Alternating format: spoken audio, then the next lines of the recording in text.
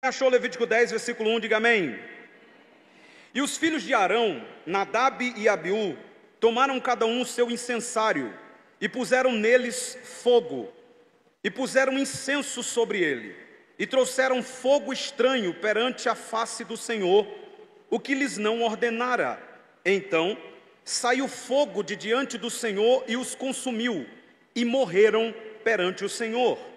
E disse Moisés a Arão: isto é o que o Senhor falou, dizendo: serei santificado naqueles que se chegam a mim, e serei glorificado diante de todo o povo. Porém, Arão calou-se. Versículo de número 9. Vinho ou bebida forte, tu e teus filhos contigo não bebereis, quando entrares na tenda da congregação, para que não morrais. Estatuto perpétuo será isso entre as vossas gerações, para fazer diferença entre o santo e o profano, e entre o imundo e o limpo, e para ensinar aos filhos de Israel todos os estatutos que o Senhor lhes tem falado pela mão de Moisés. Quem diz amém, meus irmãos? Essa história, queridos, ela é muito conhecida e ao mesmo tempo muito triste. Se nós analisarmos aqui, 2 sacerdotes morreram exercendo o ofício sacerdotal. Como se não bastasse isso, eles morreram fazendo isso no tabernáculo. Morreram no lugar da adoração. Morreram no momento em que eles estavam adorando. Primeira coisa que o texto nos diz no verso 1 é que estes homens, denominados Nadab e Abiú, eles eram os filhos mais velhos de Arão. Os irmãos sabem que Arão ele teve 4 filhos homens que dariam sequência à descendência sacerdotal. Vejam aí, só para os irmãos marcarem nas vossas Bíblias, Êxodo capítulo 30. Ou melhor, Êxodo capítulo 28. Êxodo capítulo 28, vejam aí na Bíblia dos irmãos, Êxodo capítulo 28, versículo de número 1. Êxodo 28, versículo 1, diz assim: depois tu farás chegar a ti e a teu irmão, Arão, e seus filhos com ele do meio dos filhos de Israel, para me administrarem o ofício sacerdotal, a saber, Arão e seus filhos, Nadab, Abiú, Eleazar e Itamar. Então está aí, era 2 dos filhos de Arão que estão envolvidos nessa história tão conhecida de Levítico capítulo de número 10. Eles também eram sobrinhos de Moisés. Os irmãos sabem, Moisés e Arão eram irmãos. E estes jovens aqui sacerdotes eram tanto filhos do sumo sacerdote Arão, como também filhos do legislador Moisés. E eles estão cada um aqui com o seu incensário, para queimar incenso perante o Senhor, fazendo assim as suas funções sacerdotais. Era da responsabilidade dos sacerdotes queimar incenso ao Senhor permanentemente. Eles não poderiam deixar de fazer isso. Eles deveriam fazer isso continuamente. Vejam Êxodo capítulo 30, versículo 7, para os irmãos entenderem o contexto dessa história. Êxodo capítulo 30, versículo 7. E Arão sobre ele queimará o incenso das especiarias. Cada manhã, quando põe em ordem as lâmpadas, o queimará. E acendendo Arão as lâmpadas à tarde, o queimará. Este será incenso contínuo perante o Senhor pelas vossas gerações. Agora tem um detalhe no versículo 9. Não oferecereis sobre ele incenso estranho.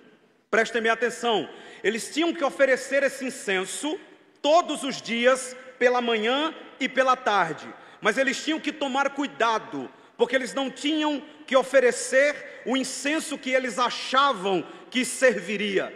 Eles tinham que oferecer o incenso exatamente como o Senhor havia predito. Não podia ser do jeito deles, tinha que ser do jeito de Deus. Não podia ser qualquer especiaria, tinha que ser a especiaria que fora determinada por Deus. Não podia ser de todo jeito, tinha que ser exatamente conforme estabelecido na palavra de Deus. E os irmãos devem estar se perguntando o que significava essa contínua queima de incenso pela manhã e pela tarde.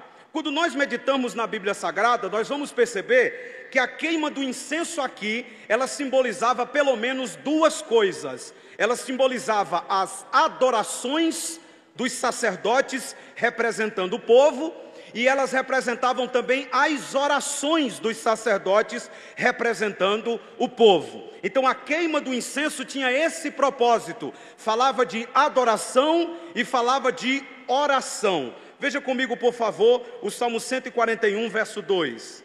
Salmo 141, verso 2. Veja o que o salmista diz, explicando o significado do incenso. Ele diz: suba a minha oração perante a tua face, como incenso, e sejam levantadas as minhas mãos como o sacrifício da tarde. Então claramente nós percebemos que o salmista, ele explica para nós o que estava por trás da oferta, do queimar do incenso. Aquilo representava as orações dos santos diante da face de Deus. No Novo Testamento nós também temos menções sobre o incenso e o seu significado. Vejam Apocalipse capítulo 5, versículo 8. Eu estou fazendo tudo isso para os irmãos entenderem a seriedade que foi o que aconteceu no capítulo 10 de Levítico. Apocalipse capítulo 5, versículo 8. Mais uma vez, nós vamos perceber aqui o que simbolizava este incenso. E havendo tomado o livro, os 4 animais, os 24 anciãos, prostraram-se diante do Cordeiro, tendo todos eles harpas e salvas de ouro, cheias de incenso, que são o quê? As orações dos santos. Então, quando os sacerdotes se apresentavam diante de Deus, queimando incenso pela manhã e pela tarde, não substituía a oração, mas aquilo representava e simbolizava o momento em que o sacerdote estava oferecendo pelo povo intercessões e orações e também adorações. Outra coisa, irmãos, que é digna de pontuar aqui esta noite, é que para um sacerdote ter a responsabilidade de oferecer incenso no altar do Senhor era uma das maiores honras e um dos maiores privilégios. Vejam Lucas, Evangelho segundo Lucas, capítulo 1, versículo 8 e 9. Era um grande privilégio. Com o passar do tempo, os sacerdotes eram selecionados por turmas, e tinha deles que só fazia isso uma vez. Veja, Lucas capítulo de número 1, versículo de números 8 e 9. Há aqui esta explicação a respeito da importância do incenso, dessa responsabilidade do sacerdote oferecer incenso. Diz o texto: e aconteceu que exercendo ele aqui é Zacarias, o pai de João Batista, o sacerdócio diante de Deus, na ordem da sua turma, segundo o costume sacerdotal, coube-lhe em sorte entrar no templo do Senhor para oferecer incenso. Era um grande privilégio. Fazer isso, irmãos, era uma grande honra. Todo sacerdote, ele sonhava com esse dia. Todo sacerdote, ele desejava chegar à sua vez, aonde ele pudesse ir lá e oferecer incenso diante do Senhor. E aqui, fazendo uma aplicação prática para nós, à semelhança desses sacerdotes, nós também deveríamos ter a mesma ideia.